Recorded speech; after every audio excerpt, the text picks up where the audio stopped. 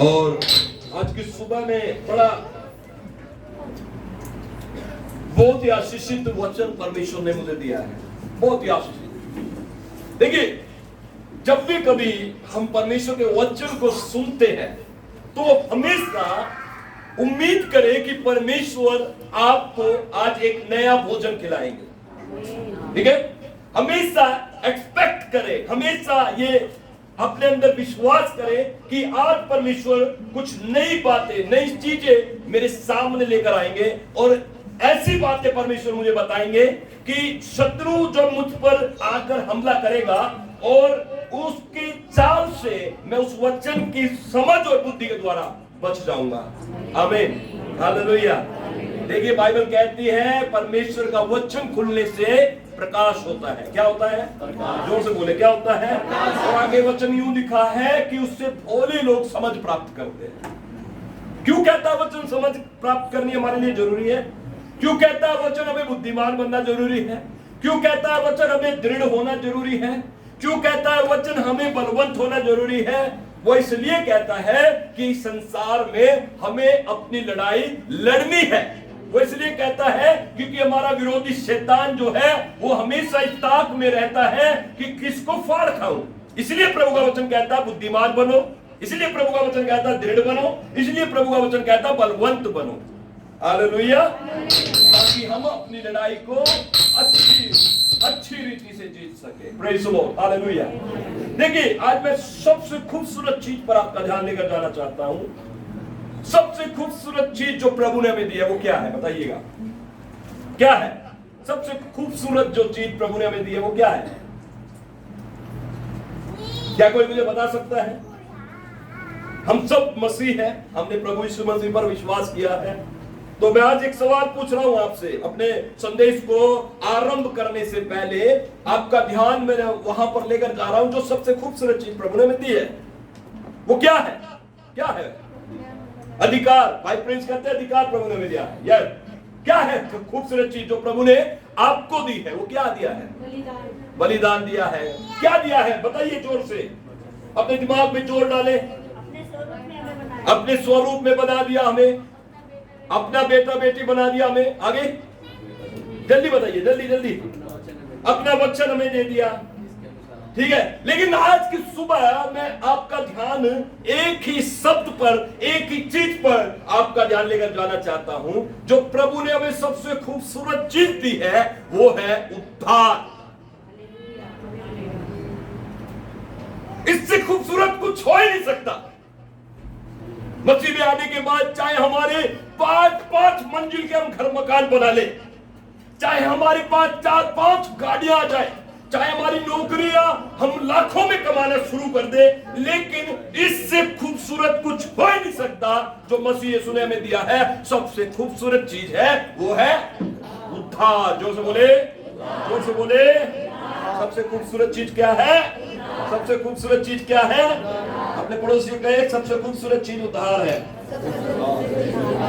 आपको पता है कितनी अद्भुत चीज को प्रभु ने हमें दिया है। मतलब जिस चीज के हम योग्य नहीं थे, लायक नहीं थे, जिस चीज को हमने हासिल नहीं करना था, जिस चीज के लिए हम क्वालिफाइड नहीं थे, वो चीज परमेश्वर ने मसीह यीशु में हम सबको मुफ्त में दे दी है। क्या दे दिया?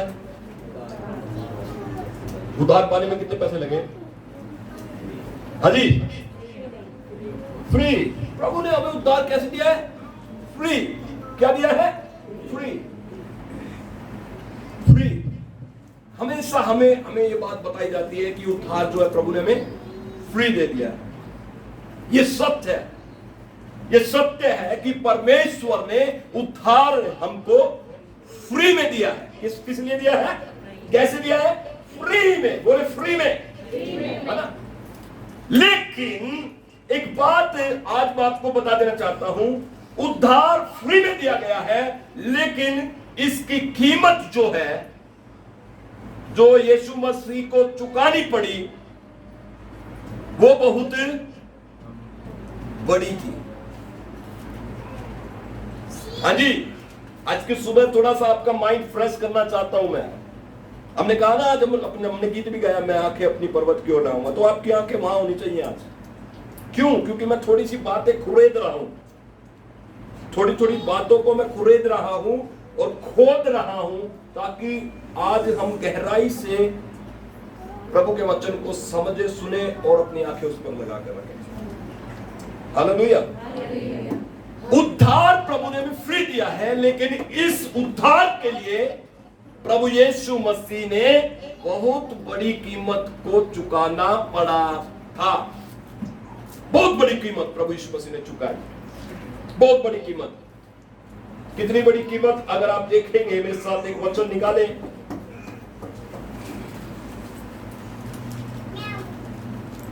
मरकुस रचित सुसमाचार, उसका 8 अध्याय और 31 वचन।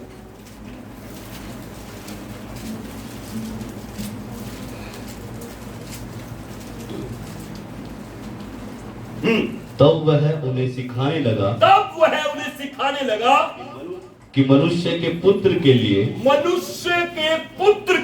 मतलब अपने बारे में प्रभु यीशु मसीह अपने चेलों को सिखाने लगे, अपने चेलों को बताने लगे। और ये बहुत ही अनिवार्य था। मैंने गुड फ्राइडे के दिन ये प्रचार किया था कि यीशु मसीह के जो मृत्यु का जो संदेश है, वो सब संदेशों से बढ़कर है। आया ना? सब संदेशों से बढ़कर है। अगर ये किसी भी संदेश के अंदर अगर यीशु मसीह का मृत्यु और क्रूस पर दिए हुए बलिदान का यदि हम जिक्र ना करें, या कोई भी व्यक्ति, पास्टर, पासवान जिक्र ना करे, तो वो संदेश अधूरा है। ठीक है? तो प्रभु यीशु मसीह ने क्या है, अपने मृत्यु के बारे में अपने चेलों को सिखाने लगा। क्या कहने लगा? हाँ जी, अवश्य है कि वह बहुत दुख उठाए, मनुष्य का पुत्र दुख उठाए, बहुत दुख उठाए। हाँ जी। और पुरनिये और प्रधान याजकों के और शास्त्रियों से तुच्छ समझकर भी तुच्छ समझकर मार डाले। सुनिएगा मेरी बात को, कितना बड़ा कीमत है प्रभु यीशु मसीह ने चुकाया है। उद्धार के लिए कितनी बड़ी कीमत चुकाई है? प्रभु ने दुख उठाया है। प्रभु यीशु मसीह ने कितना दुख उठाया। स्वर्ग और पृथ्वी का परमेश्वर, जिसने अपने शब्द के राही, अपने वचन के द्वारा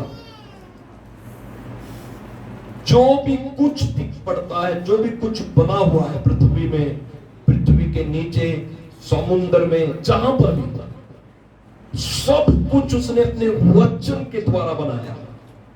अपने वचन को कहकर उसने हर एक चीज, हर एक वस्तु की सृष्टि की है। याद रखिएगा, इतना बड़ा, इतना सामर्थ्य है आपका परमेश्वर और मेरा परमेश्वर, इतना बड़ा है। उसके वचन से उसने हर एक चीज को बना दिया, हर एक चीज को बना दिया, हर एक चीज को उसने वचन से बना दिया। कोई बड़ी बात नहीं है प्रभु के लिए, कुछ भी बड़ा नहीं है प्रभु के लिए, कुछ भी बड़ा नहीं है। प्रभु वचन बोलता है और उसके लिए काम होने शुरू हो जाते हैं। उसके लिए कुछ बड़ा नहीं है। बाइबल कहती है, यशायाह की पुस्तक में क्या लिखा है? स्वर्ग उसका सिंहासन है और पृथ्वी उसके पांव धरने की चौकी है। इतना विशाल है, इतना सामर्थ्य है परमेश्वर, इतना अद्भुत है परमेश्वर। जी हाँ, देखिए क्या क्या क्या मैं समझाना चाहता हूं। मेरी बात को ध्यान से पकड़ लेना। अगर आप समझदार होंगे तो पकड़ लेंगे इस बात को।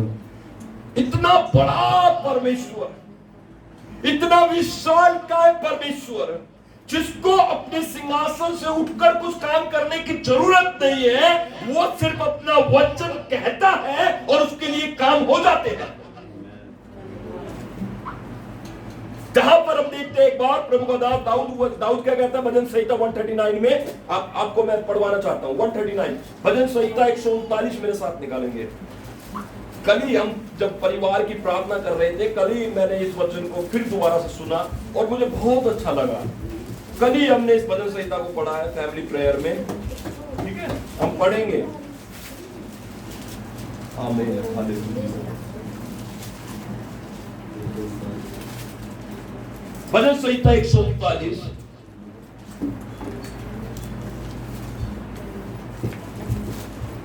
17 वचन से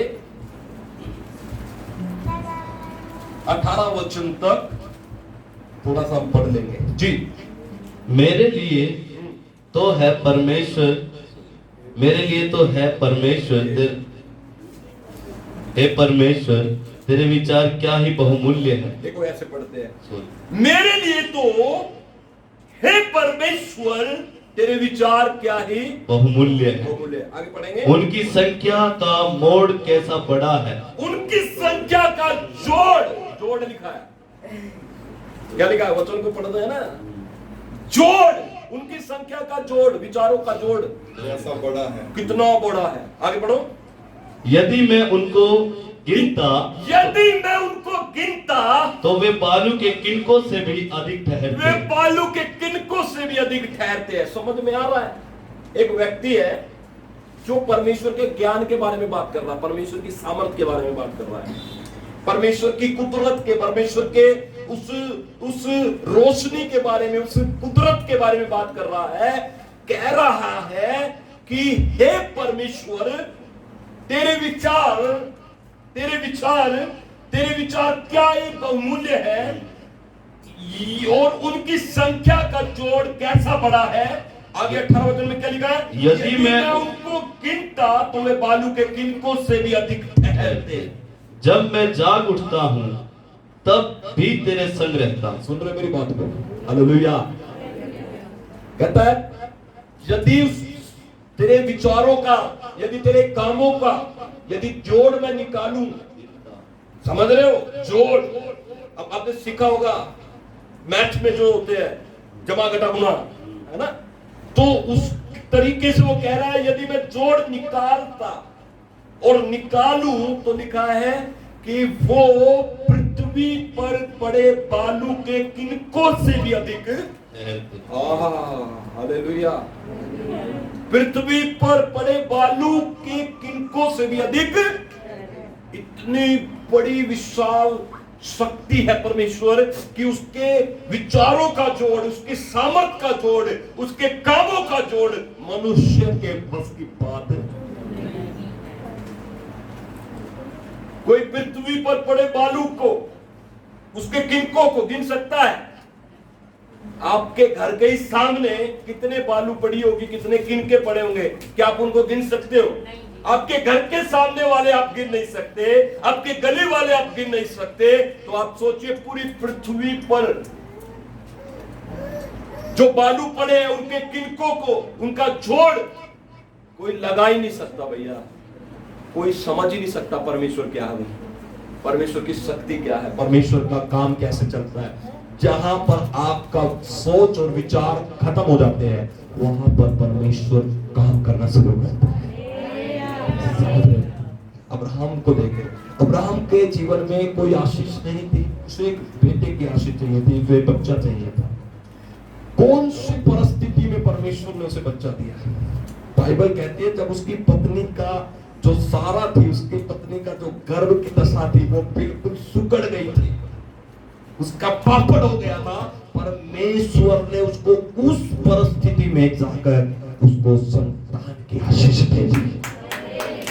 उस परिस्थिति में जहां पर मैथ खत्म हो जाता है, जहां पर साइंस खत्म हो जाती है, जहां पर ज्ञान खत्म हो जाता है, वहां परमेश्वर आकर खड़ा हो जाता है। Hallelujah, hallelujah, hallelujah. कोई साइंस इस बात पर विश्वास नहीं कर सकती कि परमेश्वर कभी ऐसा हुआ होगा या ऐसी बात घटी होगी। नहीं, कोई साइंस विश्वास नहीं कर सकती। कोई साइंस विश्वास नहीं कर सकती कि 5 रोटी और 2 मछली से 5000 से भी ज्यादा लोग खा सकते हैं। कोई साइंस विश्वास नहीं कर सकती। कोई साइंस विश्वास नहीं कर सकती कि यीशु मसीह के वस्त्र को छूने से कि कोई चंगा हो सकता है। जहां कोई विश्वास नहीं करता वहां प्रभु खड़ा है। अपने प्रभु के लिए ताली बजाए, सेलिब्रेट करें और जोर से कहे धन्यवाद यीशु, हालेलुया। प्रभु ने हमें सबसे खूबसूरत चीज, मैं आपका ध्यान वहीं लेकर आता हूं, फिर वो है जो सबसे खूबसूरत चीज प्रभु ने हमें दिया, वो है उद्धार, साल्वेशन, जिसको हम इंग्लिश में कहते हैं साल्वेशन। और हमारा प्रभु इतना बड़ा, इतना सामर्थ्य है कि उसके हिसाब किताब जोड़ आकलन कुछ भी नहीं हो सकता। वो बस समझ से, बुद्धि से परे है। ठीक है, हालेलुया, हालेलुया। फिर भी उसने मनुष्य के लिए दुख उठाया। फिर भी मनुष्य के लिए वो बड़े पुरनीय लोगों के हाथ पकड़वाया गया, हाकिमों के हाथ पकड़वाया गया। प्रभु यीशु मसीह को दुख दिया गया, प्रभु यीशु मसीह सताए गए, उसको पीड़ा हुई, उसको दुख हुआ, तकलीफ हुआ। एक और वचन मैं पढ़वाना चाहता हूं, गलातियों उसका 3 अध्याय और उसका 13 वचन। गलातियों 3 अध्याय और उसका 13 वचन। इतना बड़ा परमेश्वर और फिर भी उस प्रभु ने क्या है, हमें उद्धार देने के लिए क्या किया, दुख उठाया। जोर से बोले, जोर से बोले। कारण क्या था? प्रभु यीशु मसीह ने दुख क्यों उठाया? प्रभु यीशु मसीह ने दुख को क्यों सहा? क्यों प्रभु यीशु मसीह को क्रूस पर चढ़ाया गया? कारण क्या था? जी पढ़ेंगे 15 वचन, 3 का 15 जी। हे भाइयों, मैं मनुष्य की रीति पर कहता हूँ, मनुष्य की वाचा भी जो पक्की हो जाती है, मनुष्य की वाचा भी जो पक्की हो जाती है, ध्यान दीजिएगा, पक्की हो जाती है, तो न कोई उसे टालता है, ना कोई उसे टाल सकता और न उसमें कुछ बढ़ाता है। समझ रहे मेरी बात? बस बस बस बस। क्यों यीशु मसीह ने दुख उठाया था? मैं उसका जवाब आपको दे रहा हूं। मनुष्य की वाचा जो पक्की हो जाती है, जब हम कोई काम करते हैं, कोई भी काम, तो 2 व्यक्तियों में जब बात पक्की हो जाती है, इधर से मान लीजिए आपके घर में मिस्त्री लगा है और इधर से आप है मालिक, तो दोनों की बात जब पक्की हो जाती है और उसका एग्रीमेंट बन जाता है, तो कोई उसे टाल नहीं सकता। किसकी बात कर रहा हूं मैं? इंसान की, मनुष्य के बीच की बात। वचन भी पौलुस भी ये कह रहा, मनुष्य के रीति के अनुसार, मतलब मनुष्य की रीति के अनुसार जब कोई बात मनुष्यों में पक्की हो जाती है, ना उसे कोई टाल सकता है और ना उसे कोई तोड़ सकता है। अब सोच कर देखिए, जब मेरी और आपकी बात पक्की करने के बाद इतनी अटल हो जाती है, तो परमेश्वर ने जो बातें कही वे क्यों ना अटल होगी? शुरुआत से, उत्पत्ति से परमेश्वर ने जो शब्द कहे, जिन चीजों पर, नियमों पर परमेश्वर ने मोहर लगाई, जिन बातों को परमेश्वर ने शुरुआत से कहा, तो वे कितनी पक्की होगी? जब मेरी और आपकी बातें टाली नहीं जा सकती, तोड़ी नहीं जा सकती, तो परमेश्वर की बात कौन तोड़ सकता है? परमेश्वर की व्यवस्था कौन टाल सकता है? इसीलिए यीशु मसीह को दुख उठाना पड़ा। क्यों? क्योंकि परमेश्वर ने व्यवस्था में लिख दिया था, जो जान पाप करेगी वो क्या है? मरेगी। जो जान पाप करेगी, जो व्यक्ति पाप करेगा, जो आज्ञा तोड़ेगा, जो आज्ञा तोड़कर परमेश्वर के रास्ते से भटकेगा, वो मरेगा, पक्का पक्का मरेगा। ये परमेश्वर ने कहा था, ये परमेश्वर के नियम थे, ये परमेश्वर का कहा हुआ हुक्म था। आदम को परमेश्वर ने क्या कहा? वाटिका के बीच में लगे हुए वृक्ष का फल तू ना खाना, अगर तू खाएगा तो तू, किसने कहा था? पक्की थी बात या नहीं थी? पक्की थी, पक्की थी। उसने खाया फल, उसने खाया फल, और खाने के बाद स्पिरिचुअली, आत्मिक रीति से he was dead, वो मर चुका था। ठीक है, इसलिए यीशु मसीह ने दुख उठाया, क्योंकि वो अपने वचन को अहमियत देता है। जब मनुष्य जाति पाप में डूब चुकी थी, जब मनुष्य जाति परमेश्वर के रास्ते से भटक चुकी थी, आज्ञा से वो हट चुके थे, इसलिए प्रभु यीशु मसीह जगत में आए, इसलिए प्रभु यीशु मसीह का जन्म हुआ, कुंवारी मरियम के द्वारा जन्म हुआ, और प्रभु यीशु मसीह जगत में आकर हम सबके पापों के लिए क्रूस के ऊपर, वचन वो टाल नहीं सकता था, सजा वो हटा नहीं सकता था, क्योंकि वचन पक्का हो चुका था, वचन दृढ़ हो चुका था। ऐसा नहीं है प्रभु कि कोई बात नहीं, मैं इस पन्ने को फाड़ता हूं, क्या ऐसा नहीं है मैं मनुष्य के ऊपर से दंड हटा देता हूं? नहीं, उसने क्या किया? अपने वचन को रखकर अपने आप को इस दुनिया में वो लेकर आया, मेरे और आपके पाप के लिए जो किए थे हमने, वो यीशु मसीह क्रूस पर बढ़ गया, वचन भी पूरा हो गया, आज्ञा भी आपके सिर माथे पे से हट गई, आपके ऊपर से पाप हट गया, आपके ऊपर से श्राप हट गया, आपके जीवन से वो शैतान हट गया, आपने जो कमाया था वो यीशु मसीह ने चुका दिया। अब उसका शैतान का मेरे ऊपर कोई अधिकार नहीं रहा। देखिए वचन में क्या लिखा है, गलातियों 3 अध्याय 13 वचन पढ़िए, गलातियों 3 अध्याय 13 वचन पढ़िए। मसीह ने जो हमारे लिए शापित बना, जो क्या बना, शापित, he become a cursed man, वो शापित मनुष्य बन गया। कौन? वो इतना बड़ा परमेश्वर, इतना महान परमेश्वर जिसके विचारों का आंकड़ा नहीं लगाया जा सकता, इतना महान परमेश्वर मेरे लिए आपके लिए क्या बन गया? शापित। He become a cursed man, वो शापित बना। आगे पढ़ो। हमें मोल लेकर व्यवस्था के श्राप से छुड़ाया, व्यवस्था के श्राप से छुड़ाया। छोटी दया है क्या ये? है ये छोटी दया है? शापित बन गया यीशु मसीह। व्यवस्था के अनुसार मैं और आप मारे जाने वाले थे, लेकिन उसने क्या किया? मोल लेकर हमें व्यवस्था के श्राप से छुड़ाया, मोल लेकर छुड़ा लिया।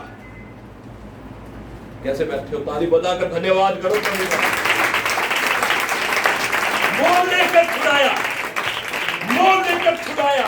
Hallelujah, hallelujah, hallelujah. बातें मुझे जब ध्यान आती है, जब यहाँ पर वर्शिप होती है, जब गीत गाए जाते हैं, मैं सिर्फ ये देखता हूँ, प्रभु मैं व्यवस्था के अनुसार मैं तो पापी था, व्यवस्था के अनुसार तो मैं तो श्रापित था, व्यवस्था के अनुसार मैं तो मरने वाला था, लेकिन एकदम से प्रभु आप कहां से आ गए? एकदम से आपकी एंट्री हो गई और आपने कहा, सुनी तेरे पाप और श्राप मैं ले लेता हूं और तेरे लिए मैं क्रूस पर मरूंगा। इतनी बड़ी दया। Hallelujah, hallelujah, hallelujah. क्या बना यीशु मसीह? श्रापित बना। आगे पढ़ो, आगे पढ़ो। क्योंकि लिखा है, क्योंकि लिखा है, जो कोई काठ पर लटकाया जाता है, कोई काठ पर लटकाया जाता है, वह शापित है। वो क्या जी? वो श्रापित है। यीशु मसीह ने सब कुछ ले लिया, हर एक पाप ले लिए, हर एक गंदगी ले ली मेरी और आपकी, हर प्रकार से जहां पर हम दोषी ठहराए जाने वाले थे, हमारे अंदर जो भी कूड़ा करकट था, जो भी गंद था, प्रभु यीशु मसीह ने वो ले लिया आकर, प्रभु यीशु मसीह ने ले लिया वो सब आकर। और व्यवस्था वचन क्या कहता है? जो कोई काठ पर लटकाया जाएगा वो श्रापित कहलाएगा। श्रापित कहलाया गया मेरा यीशु मसीह। क्यों? उसको शौक नहीं था, उसको शौक नहीं था, वो मेरे और आपके हिस्से का दुख उठा रहा था, वो मेरे और आपके पापों का हिस्से का दुख उठा रहा था। इतना प्रेम करने वाला है। मैंने आपसे सबसे पहले इस कहा था, मैं अपने संदेश पर हूं, ध्यान रखना मेरी बात को। मेरा संदेश ये है, सबसे खूबसूरत चीज प्रभु ने हमें क्या दिया है? हम सब ने क्या क्या सुना था? जोर से बोले, जोर से बोले। सबसे खूबसूरत चीज प्रभु यीशु मसीह ने हमें क्या दिया है? और उद्धार की कीमत क्या है? यीशु मसीह ने बहुत बड़ी चुकाई, बहुत बड़ी दुख उठाया प्रभु ने, श्रापित बन गया, काठ पर लटका दिया गया, 3 किलो पर लटक गया प्रभु, कांटों का ताज पैदा किया गया, और पछली में बर्छी की मार को यीशु मसीह ने खाया। जब इस प्रेम को देखता हूं तो मुझे रुका नहीं जाता कि मैं प्रभु की आराधना करूं। हालेलुया। रुक नहीं पाता, मैं अपने आप को मैं बिल्कुल विवश महसूस करता हूं जब इस प्रेम को देखता हूं कि यीशु मसीह ने मेरे लिए इतना पीड़ा, इतनी दुख सही। और ये यीशु मसीह कौन है? स्वर्ग और पृथ्वी का प्रभु है। हमें आगे बढ़ेंगे थोड़ा सा। हाँ जी। यह इसलिए हुआ, ये सब प्रभु ने इसलिए सहा कि अब्राहम की आशीष, कि अब्राहम की आशीषें मसीह यीशु में अन्य जातियों तक पहुंचे। आमीन। इसलिए हुआ ये सब। ये अब्राहम की आशीष, किसकी आशीष? अब्राहम की आशीष, बोलो किसकी आशीष? अब्राहम की आशीष, किसकी आशीष है? अब्राहम की आशीष, किसकी आशीष है? अब्राहम की आशीष। दुख सहा प्रभु ने। मैं बड़ा आराम से समझा रहा हूं, देखिएगा। कई बार हम गलती कर जाते हैं, प्रभु की आराधना वर्शिप करने में, प्रेम करने में, उसकी कीमत समझने में गलती कर जाते हैं, इसलिए हमारी परिस्थितियां नहीं बदलती है। आज गलती मत करिएगा। ये सब इसलिए हुआ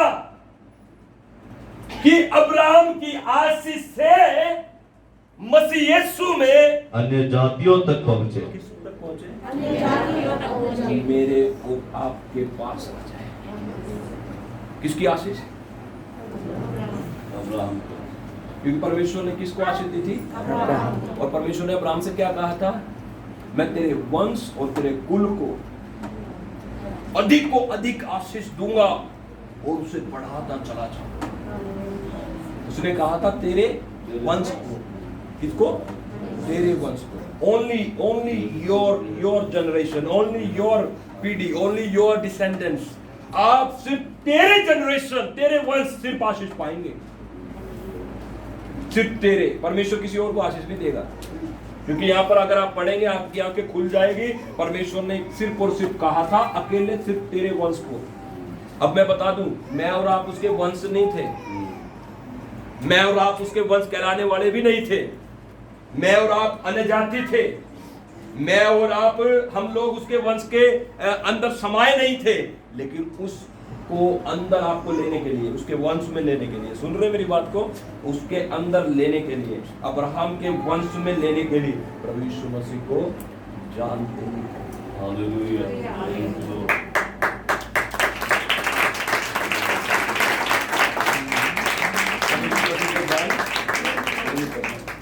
अगर आप समझेंगे वचन के अंदर का और गहराई में अगर आप जाएंगे तो आप नीचे पढ़िए 15 के बाद 16 वचन पढ़े जी।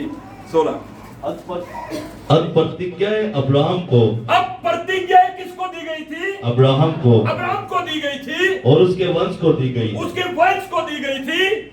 वह यह नहीं कहता, वो ये नहीं कहता वंशों को, वंशों को। सुन रहे मेरी बात को? किसको दी गई थी आज? अब्राहम। एक अकेले वंश को, एक अकेले व्यक्ति को। कौन था वो व्यक्ति?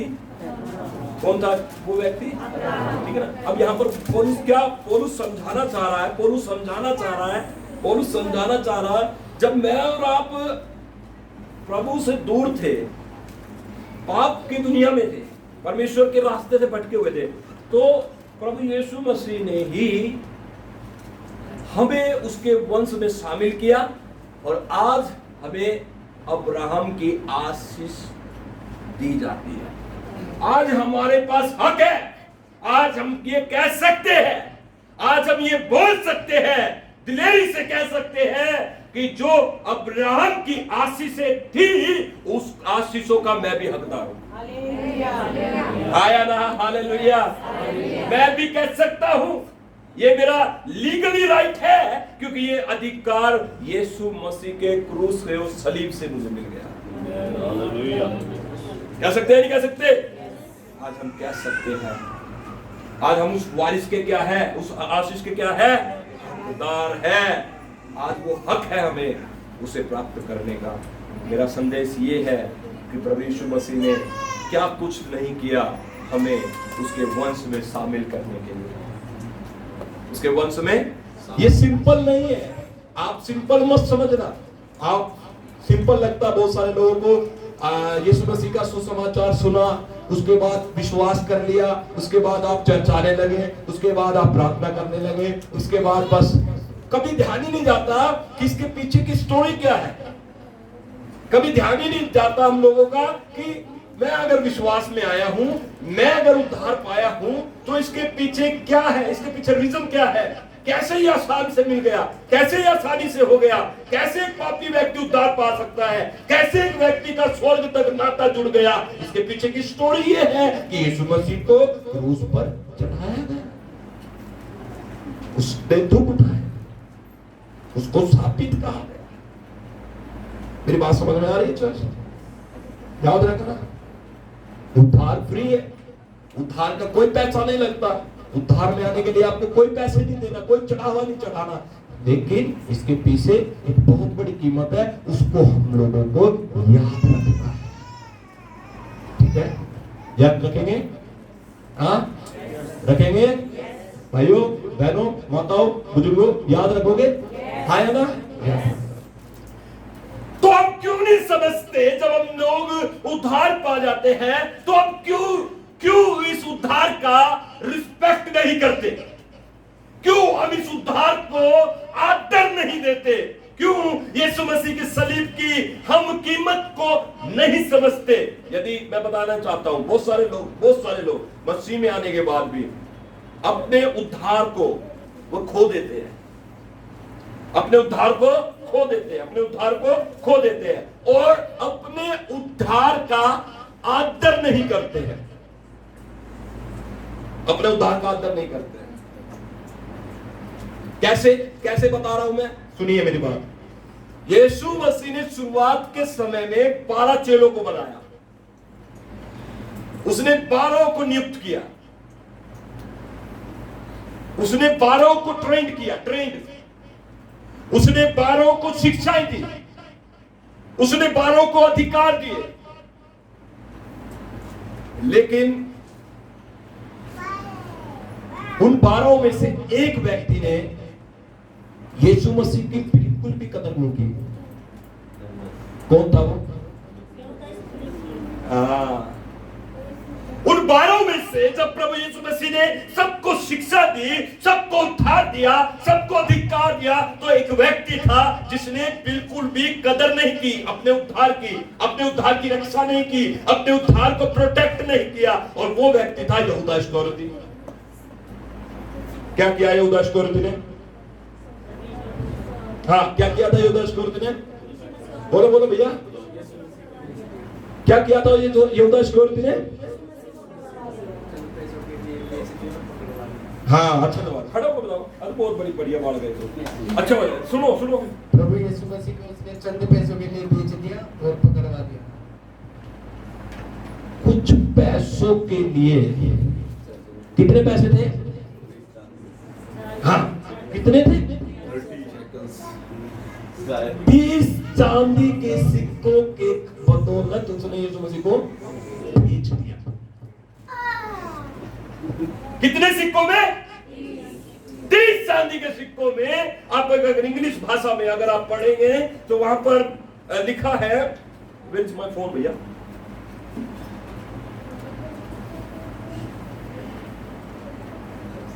ओ ठीक है, छिपा हुआ है। सुनिए, निकाले मत्ती रचित सुसमाचार, निकाले 26 अध्याय 15 वचन पढ़े। मत्ती रचित सुसमाचार 26 अध्याय, मत्ती रचित सुसमाचार 26 अध्याय 26 अध्याय 15 वचन। What is written? देखिए क्या लिखा है। यदि मैं उसे तुम्हारे हाथ पकड़वा दूं। कौन बोल रहा है? यहूदा इस्करियोती। कौन बोल रहा है? सदूकी फरीसियों के पास जाकर मोल भाव कर रहा है। किसका मोल भाव कर रहा है आपको बता दूं? किसका मोल भाव कर रहा है? यीशु मसीह का। आ रही समझ में? और उनके पास जाकर पूछता है, यदि मैं यीशु को तुम्हारे हाथ पकड़वाऊं तो मुझे क्या दोगे? वाव! प्रभु ने चुना, प्रभु ने उसको शिक्षा दी, प्रभु ने उसे अधिकार दिए, स्वर्ग राज्य का वारिस बना दिया। कहां पर? आज वही चेला क्या बगावत कर रहा है? वो प्रभु को ही बेच रहा है। इसको बेच रहा है। किसको बेच रहा है? वो कह रहा है, इंग्लिश में पढ़ा, मैं 3-4 ट्रांसलेशन मैंने डाउनलोड किए। देखिए लिखा है, न्यू इंटरनेशनल वर्जन में लिखा है, and ask what are you willing to give me. उसने कहा तुम मुझे क्या दोगे? दूसरे ट्रांसलेशन में सुनिए, न्यू लिविंग ट्रांसलेशन क्या कहता है? हाउ मच विल यू पे मी टू बेट्रे जीसस। मतलब कितनी रकम दोगे? दूसरी भाषा में लिखा कितनी रकम दोगे। अब तीसरा ट्रांसलेशन सुनिए, इंग्लिश स्टैंडर्ड वर्जन में लिखा है, what will you give me if I deliver him over to you. अगर मैं उसे तुम्हारे हाथ में सौंप दूं तो मुझे क्या दोगे? तीनों ट्रांसलेशन में धमाकेदार बात समझ में आ रही है। क्या आ रही है? कि वो बिल्कुल भी परवाह नहीं कर रहा बोलते हुए कि वो किस विषय में सौदे कर रहा है। यहां पर बिल्कुल परवाह नहीं है उसको, बिल्कुल नहीं सोच रहा वो। और वो सिर्फ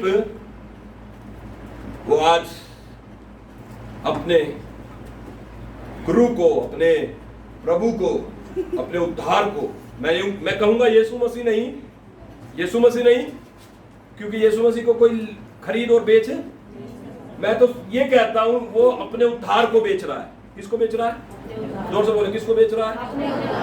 परवाह नहीं कर रहा वो, अपने बारे में परवाह नहीं कर रहा है कि मेरा जो है इतना बड़ा उपकार हुआ है, मुझे इतनी बड़ी जगह पर बैठने का अधिकार मिला है, बिल्कुल परवाह नहीं कर रहा। लेकिन उसने क्या कहा? What will you give me if I deliver him to you? मुझे क्या दोगे अगर मैं उसे तुम्हें बेच दूंगा? मैं तुम्हारे हाथों में उसे सौंप दूंगा। किसको? यीशु को? यीशु को नहीं। आत्मिक आंखों से देखे वो अपने आप को और अपने उद्धार को बेच रहा है अन्य जातियों के हाथों। आ रही बात समझ में? कई बार हम लोग ऐसे ही हो जाते हैं।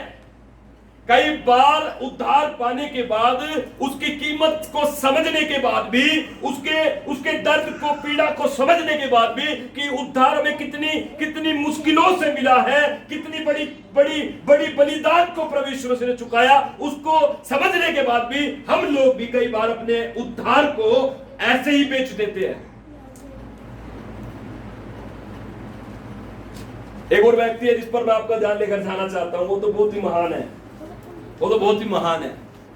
उसने भी अपने उद्धार की कदर नहीं की, उसने भी अपने उद्धार को, अपने प्रभु यीशु मसीह में आने के उस जीवन को उसने कदर नहीं किया, और उसने भी अपना उद्धार बेचा। कौन था वो व्यक्ति? उत्पत्ति 25 अध्याय,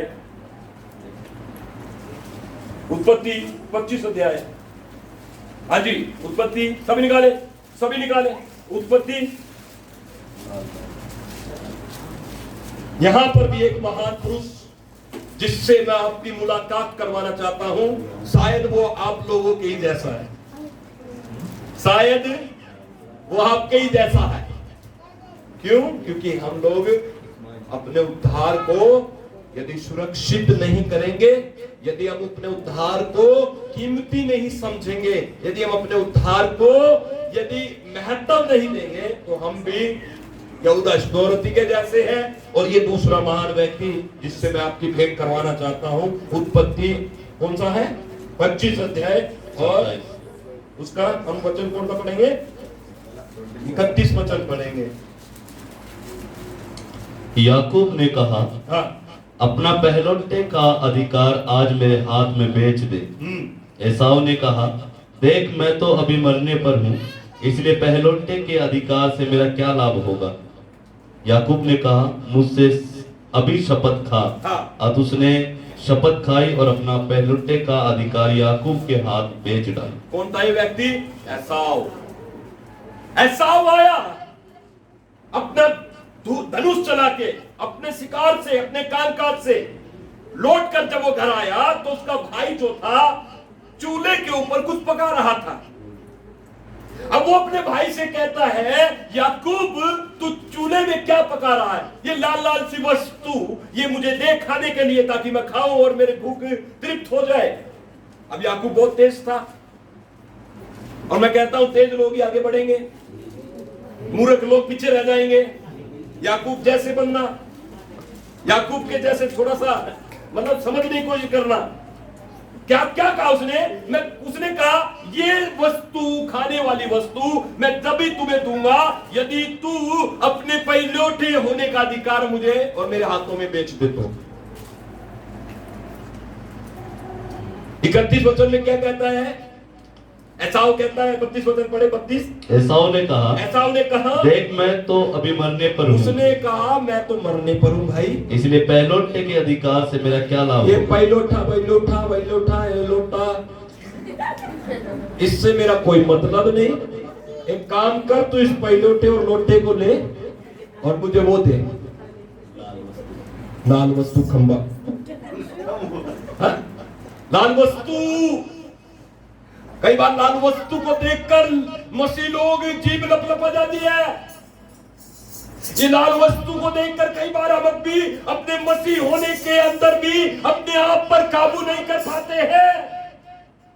ये आवाज मेरी बहुत दूर तक जा रही होगी, याद रखना मेरी बात को, क्योंकि इस वक्त आवाज में सच्चाई है, सच्चाई है इसमें। उसने कहा पहिलौठे वहीलौठे के अधिकार से मेरा लेना देना नहीं है, तू ले, जो तू करना चाहता है ला, पेपर ला, एग्रीमेंट ला, एफिडेविट ला, आज ही मैं अपने पहिलौठे के अधिकार को तुझे देता हूं। और उसके बाद उसने क्या कर दिए, साइन करे और कहा याकूब आज से तू बड़ा है और मैं छोटा, ला मीट।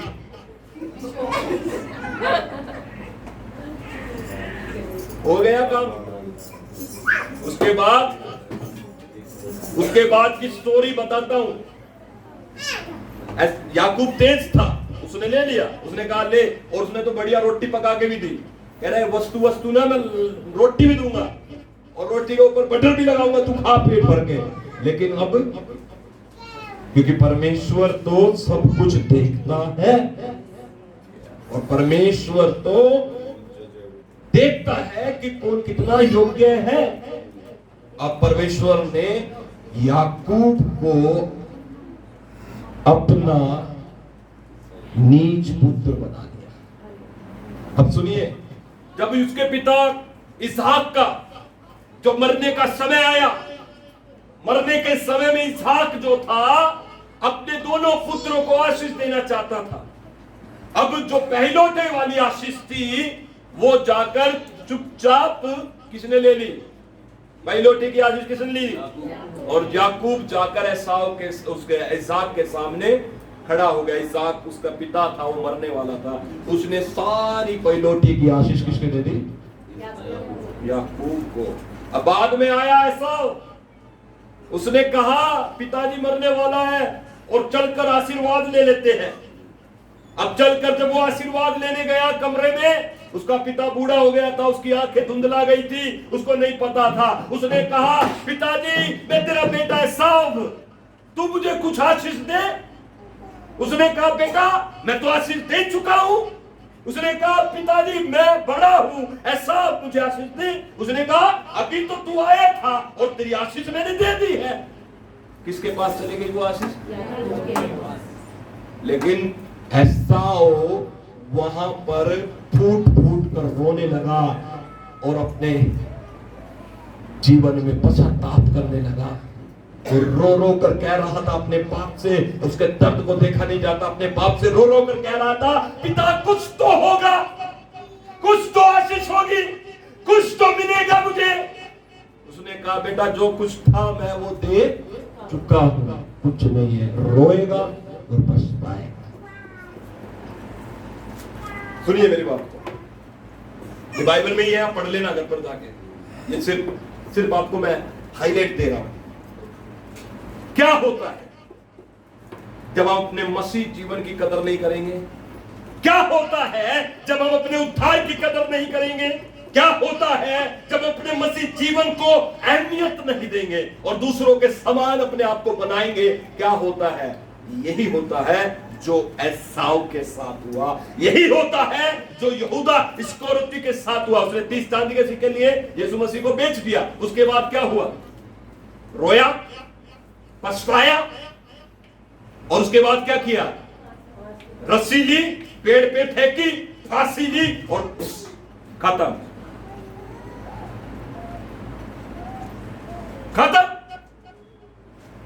एसाव के साथ क्या हुआ? पहलौठी की आशीष कौन ले गया? याकूब। एसाव क्या कर रहा? रोता रहा जिंदगी भर।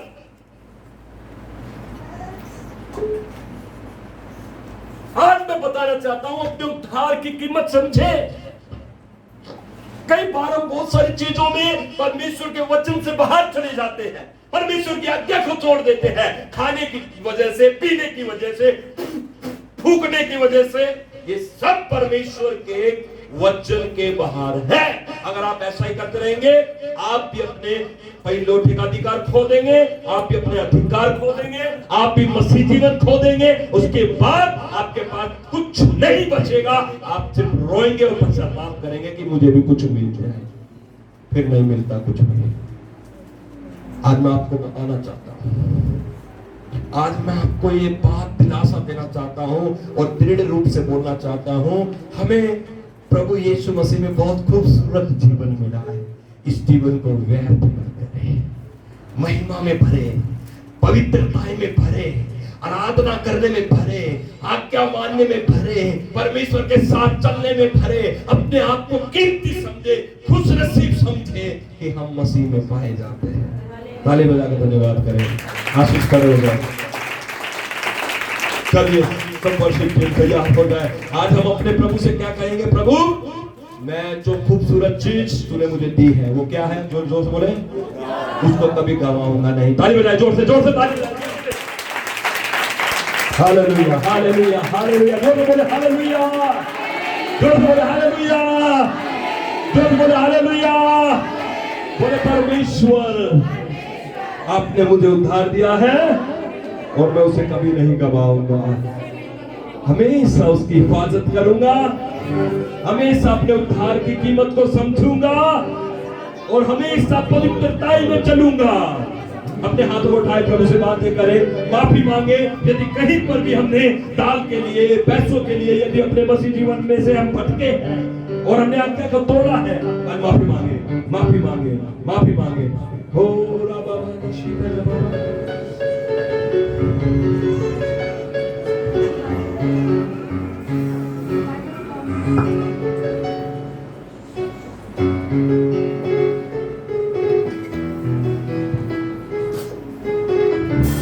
कोई यहाँ बैठा है, कोई प्रार्थना कर रहा है, कोई प्रार्थना कर रहा है, मुझे आवाज नहीं आ रही। यदि आप प्रार्थना कर रहे हैं तो मुझे आवाज आनी चाहिए। अपने दिल को तोड़कर, नरम करके प्रभु के पास आए, प्रभु के पास आए। प्रभु से कहे, प्रभु मेरे अंदर से सब बेकार की बातों को निकाल दे प्रभु। हर एक प्रकार का लोभ लालच वाली बातों को निकाल दे। धन का लोभ, खाने का लोभ, घर का लोभ, कोई भी बात मुझे बिगाड़े ना प्रभु।